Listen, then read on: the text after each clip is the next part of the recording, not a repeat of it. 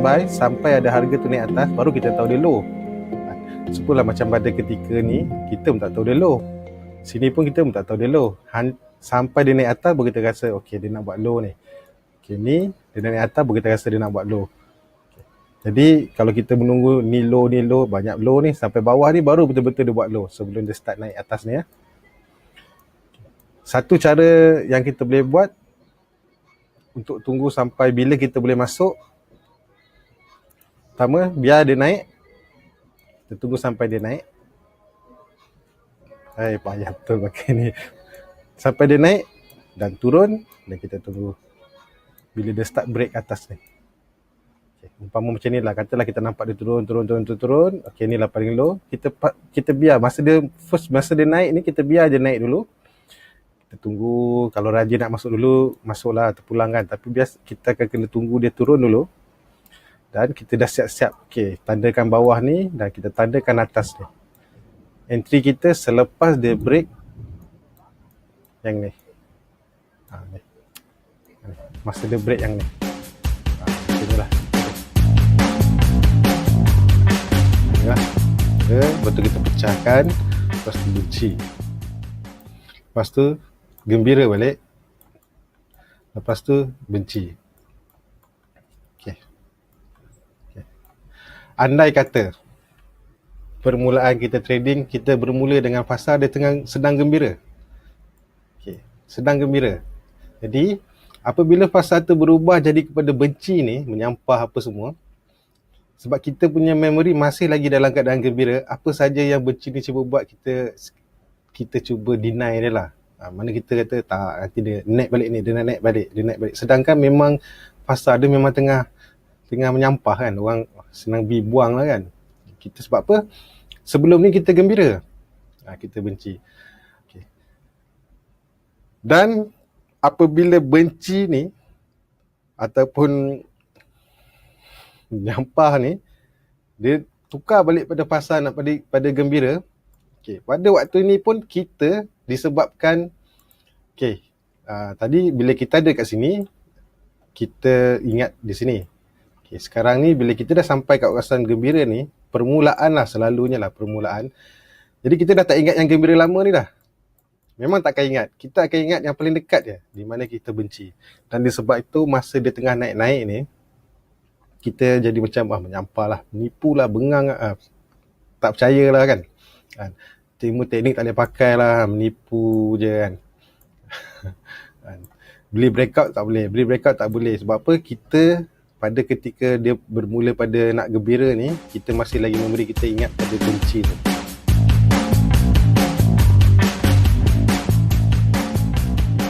Katalah data Sonic dari saya BS data Sonic. Katalah pada ketika ni kita beli, pada ketika ni kita beli pada entry breakout dan kita belum jual lagi.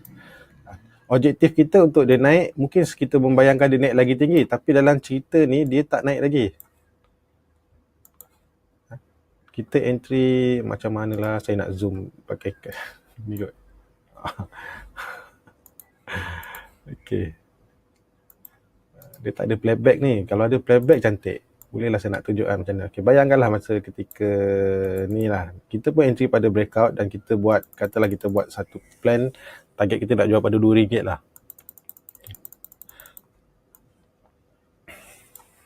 So bila dia dah jadi macam ni, sepatutnya kita dah boleh, awal-awal lagi kita dah boleh buat pilihan.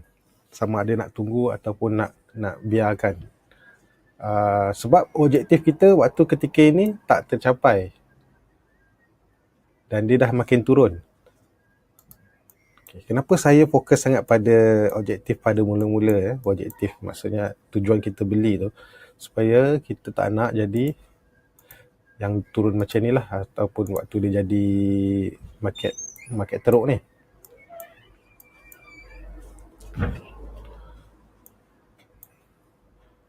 Okay, apa-apa, tutup ya? Tutup. Okay. Sebab apa? Dah macam mana pula nak gerak ni. Okay. kita pun tak tahu yang dia nak jatuh seteruk-teruknya sampai masa sekarang. Tapi sebab tu saya tekankan objektif kita waktu nak beli. Supaya juga kalau kata yang jenis memang hebat kan, nak jadi hero, katalah dia beli kat sini, objektifnya untuk naik ke atas. Kalau objektif kita tinggi-tinggi ni, okey lah. Pendek-pendek kan. Memang dia beli, dia nak jual pendek. Okay, tapi kalau kita membayangkan dia naik atas, tapi dalam masa yang sama, dia tidak lagi ikut apa yang kita bayangkan, of course kita dah boleh keluar exit. Kita dah boleh keluar exit dulu. Sebab banyak soalan bertanya, boleh keluar ke tak, nak kena hold ke tak. Sebab bila bertanya nak hold ke tak tu, sebenarnya jawapan dia nak suruh kita jawab, boleh hold. Dia dah tahu dah jawapan dia. Yang bertanya dah tahu dah jawapan dia, cuma dia nak sedapkan hati. Jadi kesimpulan untuk video ni pendek je. Kalau kita beli dan dia tak mencapai objektif untuk kita beli hari tu, ataupun kita punya plan, kita dah boleh jual. Sebab apa? Kebiasaannya kalau tengah turun, okay, biasalah ni ni memang masalah kita trader lah. Kalau dia turun negatif 10%, kita masih boleh hold. Turun 20% masih boleh hold. Turun sampai 50%, kita dah bertukar jadi investor. Turun lagi sampai 70%, okay, maksud ni dah memang dah tak ingat dah market. Biarlah market ni kan apa nak jadi kan. Waktu turun ni memang kita yakin boleh hold. Dan macam-macam teknik harapan keluar. Tapi kalau naik, okay, kalau naik pula, hold masa naik, 5% naik dah menggigil lah. Naik 5%, kita dah menggigil nak jual. Apatah lagi kalau dia dah naik sampai 10%, lagi menggigil. Jangan sembang masa dia tengah menaik. Bukan tak boleh trade, boleh. Umpama macam kita bayangkan, mungkin kalau saya salah saya minta maaf, macam nelayan lah. Kalau nelayan, kalau dia nak turun laut pun, yang kata nelayan, saya tak nak jadi nelayan, katalah mancing lah. Bila kita nak mancing kat laut, takkan waktu laut tengah bergelora dengan bagai-bagai lah apa semua kan, tsunami, kita nak pergi laut juga, nak pergi mancing. Boleh mancing. Kalau tak ada even kalau tak ada gelora laut apa semua ombak pun, kalau kata bulan tu tak cantik pun, hasil yang kita dapat mungkin takkan banyak.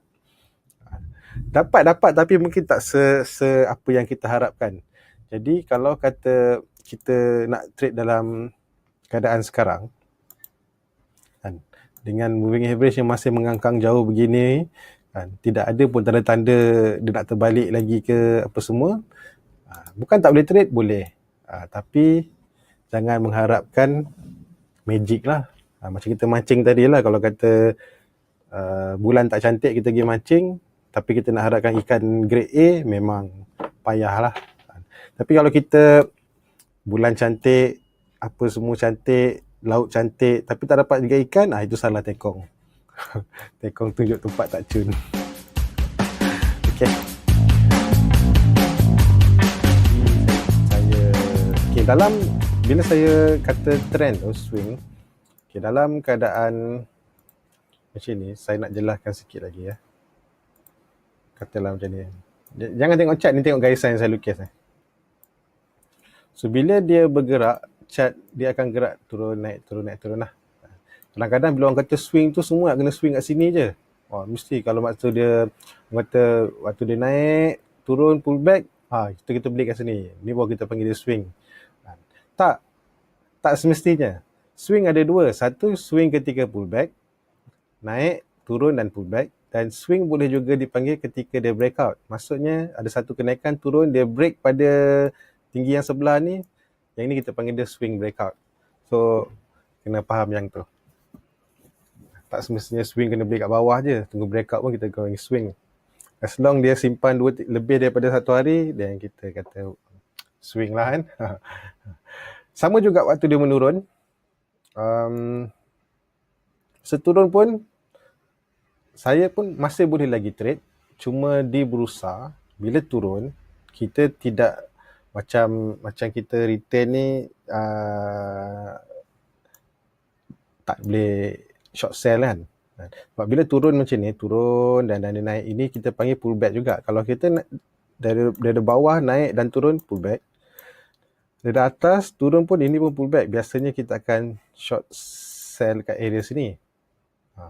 Sama macam pullback. Kalau pullback tadi kita beli kat sini, short pun kat sini.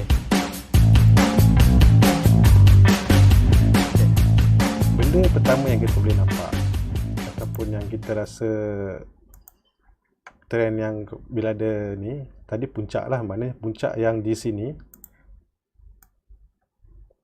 puncak yang ni lebih tinggi daripada puncak yang ni, dan juga puncak yang ni lebih tinggi daripada yang ni.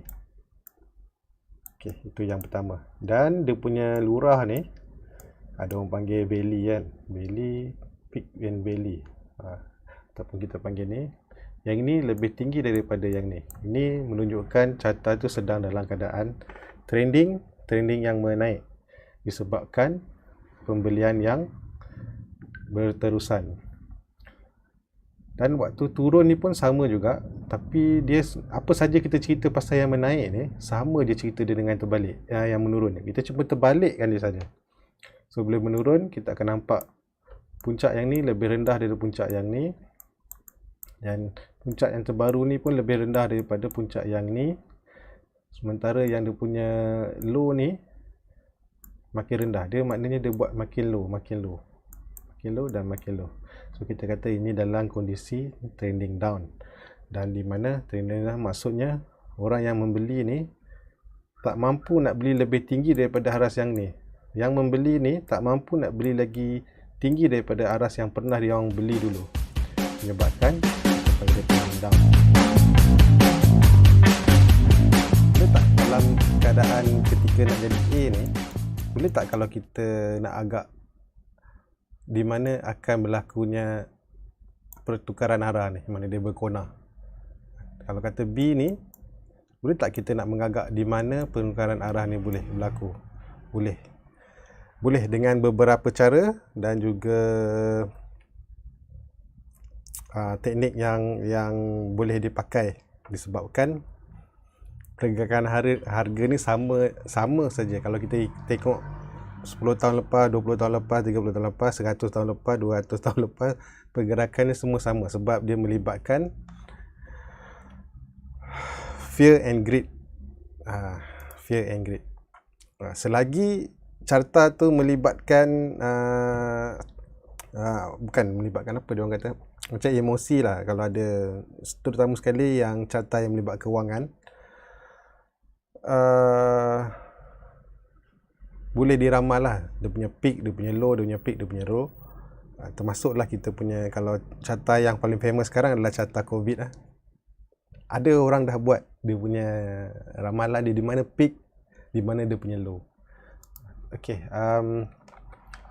ada banyak cara. Jadi untuk hari ini saya cuma nak cerita satu cara dulu. Cara yang lain kita akan cerita minggu satu lagi lah. Okey. Cara pertama, kita gunakan simple trend line. Okay, dalam keadaan menaik ni kita boleh buat satu trend line, dan sekiranya harga mula tembus ke bawah trend line ni, dan kita boleh membuat satu kesimpulan, kemungkinan besar harga akan mula A ni tadi, yang A tadi mungkin habis untuk turun membuat B pula. B. Dan juga masa turun pun sama juga, kita boleh buat satu garisan trend line yang menurun pula, di mana harga kebanyakannya berada di bawah garisan biru yang kita buat ni, sehinggalah dia tembus balik trend line ni, dan jangkaan kita kemungkinan dia nak buat C pula. Alhamdulillah. Jadi sama juga masa menurun. Semasa menurun, kita akan buat satu downtrend line turun ke bawah. Kemungkinan besar nanti kalau kata harga tembus balik trend line ni, kemungkinan dia nak naik, dan kita boleh buat satu lagi trend line menuju ke atas. Dan kalau kata dia tembus balik ke bawah dan kita rasa mungkin dia nak turun lagi ke bawah. Okey, ini dia punya asas je lah. Simple, kita pakai trend line. Atau satu lagi menggunakan garisan moving average pun boleh juga. Tapi kita kita tetap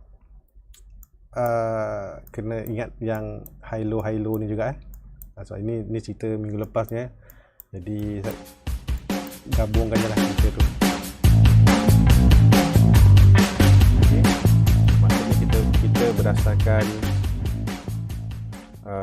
tadi pun support dan resistance, tapi cuma kita terus beli.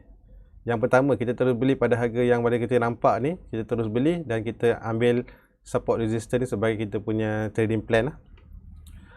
Yang kedua, kita hanya beli ketika harga lepas daripada resistance, maknanya dia break resistance dan close di atas. Ataupun kita beli ketika dia sedang berhenti dan dia ada sikit lantunan. Maksudnya kita kena tunggu jugalah. Ada orang sampai kat support terus beli. Ada orang yang dia tunggu support, dia nampak tunggu kejap. Kalau ada rejection baru dia masuk. Macam echo ke apa-apa sajalah kan, rejection kan, nama pun rejection, baru dia start masuk. Okay. Ini yang kedua. Dan yang ketiga, kita menunggu beberapa signal daripada bentuk candle. Candle yang macam mana kita nak tunggu. Ini yang ketiga. Kita ada high dan kita ada low. Kita panggil dia, ini range lah, pada atas sampai bawah. Atas sampai bawah. Ya Allah. Hey. Okay, range atas dan bawah, maknanya high dan low, ini kita panggil range. Kita nak tunggu sehingga, saya ambil contoh yang ni lah, pada ketika ni lah. Pada ketika ni kita nampak range dia tinggi, ni besar, yang hitam ni range dia besar, high pun besar. So range ni dah makin kecil, range ni pun dah makin kecil. Ni besar, ni kecil, so ni kecil. Okay, apa yang kita boleh buat dengan range yang kecil-kecil ni, kita cuma akan gunakan konsep yang sama macam yang kedua tadi. Kita cuma entry kalau kata ada harga yang berjaya naik lebih tinggi daripada range yang kecil ni, high dia, dan kita akan jual sekiranya ada harga turun bawah daripada low yang candle yang low, narrow range ada panggil, range yang kecil-kecil ni. Okay. Narrow range ni sebenarnya bahasa buku. Kalau kita nak senang cerita bahasa pasarnya, kita tunggu je lah doji, adik-beradik doji. Antara benda-benda yang kita boleh tunggu, contohnya doji, standard lah doji, yang ada tanduk dan juga echo, ataupun ada orang panggil tunggu hammer, ataupun tunggu spinning top. Kalau bahasa pasar dia, saya panggil yang ada candle yang ada tanduk dan echo. Dalam bursa kita ada tempoh laporan kewangan sebenarnya setiap bulan ada.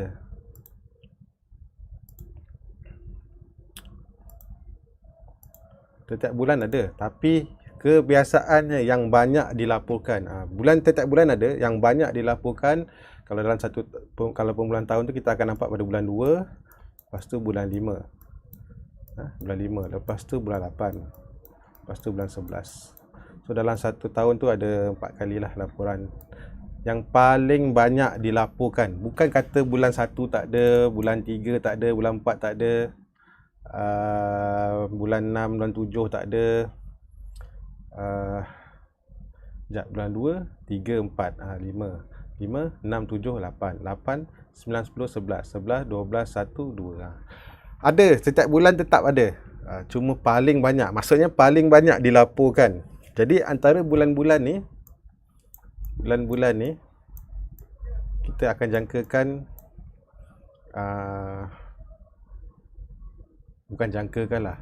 Jadi di antara bulan-bulan ni, contoh bulan 3 dengan bulan 4, kat sini yang kita akan nampak kalau harga tu tiba-tiba naik. 1 bulan ataupun 1-2 bulan sebelum. Biasa 1 bulan sebelum lah. Sebelum nak capai ke bulan 5 ni, tiba-tiba harga tu naik. Kita boleh jangkakan kemungkinan besar ada something good lah pada laporan dia. Tak semua tak semua. Ini bukan kata semua. Ada juga company yang memanjang rugi tapi naik saja. Contoh macam G3. 1 bilion kan dia punya market cap. Tak untung pun. Kalau dulu kita ada Kuskapi 2017, 2018, rally naik, tapi company rugi je. Dia tak semualah, tapi kita boleh beranggapan macam ni lah. Okay, sekarang dia keluar, kat mana kita nak tengok laporan kewangan. Okay, untuk Tencent, saya biasa guna yang Malaysia Stock Biz ni, ataupun mana-mana pun boleh lah. Kalau pakai dekat Bursa Malaysia pun boleh kalau nak tengok. Tapi kalau nak, bagi saya buat masa sekarang ni yang nampak macam mata senang nak tengok ni dekat Malaysia Stock Biz lah. Jadi Tencent semalam keluarkan laporan dia. Kita akan buka Tencent dan boleh tengok kat bawah ni kita ada Tencent Financial Highlight. Ni dalam bentuk graf tapi kat sini. So kalau ikut kat sini, kebiasaannya dia ada bagi tarikh lah bila keluar. Macam ni Tencent ada 29 Mei, 23 Ogos, 15 November, 27 Februari. Sebelum ni pun kalau kita tengok bulan, kita nampak Februari, November, Ogos, Mei. Dan sebelah sini tarikh. Jadi sebelum ni pun Februari, November, Ogos. Ke belakang dia pun Mei, Februari, November. Jadi kalau kita katalah kita berada dalam bulan 3 lah itu hari ya. 3 atau bulan 4 lah. Jangkaan kita kalau dah biasa macam ni dia keluar. So daripada 27 Februari kita jangka dalam Mei ni dia akan keluar lah. Dia akan keluar lah dia punya laporan kewangan. Tarikh dia kita boleh buat jangkaan. Macam ni 29 Mei. Sebelum ni 18 Mei. Sebelum ni 19 Mei. 18 Mei. Jadi kita boleh agak mungkin bermula paling awal pun kita kata mungkin dalam 15 Mei ke atas. Paling tidak pun 20 ke atas. 20 Mei. Jadi kalau kita trade tu kita dah boleh agak. Kalau kita nampak chart tu tiba-tiba tak pasal-pasal dalam tempoh Mei ni menunjukkan satu kenaikan, jadi kita boleh jangkakan kemungkinan besar ada good news lah. Ini contoh tu kalau ada good news lah. Okay. Cuma kenapa yang ni Jun? Okay, untuk Jun ni, untuk bulan ni, untuk tahun ni lah, kes COVID ni kan dibenarkan ke laporan kewangan tu diganjakkan 30 hari daripada tarikh yang sepatutnya dilaporkan. Jadi kita akan nampak dia macam ni 12 Jun lah. Dia ambil kesempatan, Tencent ambil kesempatan untuk lajak ke depan.